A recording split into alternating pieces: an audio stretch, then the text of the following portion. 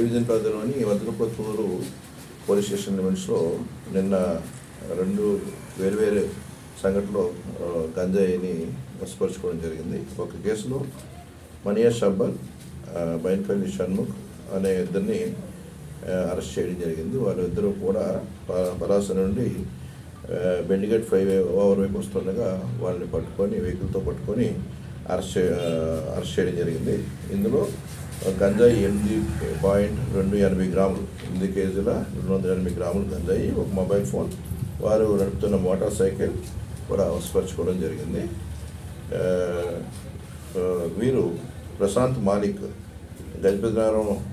Gajapati district Orissa నుంచి కొన్నారు ఈ మెటీరియల్.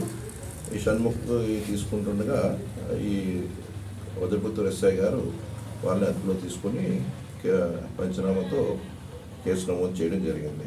అదేవిధంగా అదే రోజు night Prashant Kumar Shahu and Bharati Shahu Ganjam district Orissa state వాళ్ళు ఇద్దరు కూడా railway station, Pundi railway station దగ్గరలో 10 కేజీల గంజాయిని స్వాధీనంలో ఉంటుండగా వాళ్ళు అరెస్ట్ చేయడం జరిగింది. వారి వద్ద 2 మొబైల్ ఫోన్స్ కూడా వశపరచుకోవడం జరిగింది.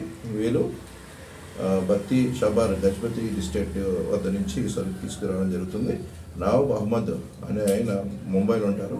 ఆయనకి సరుకు ఇవ్వడం కోసం సరుకు తీసుకెళ్ళడానికి ప్రయత్నం చేయగా. For more videos like this, subscribe Big TV channel.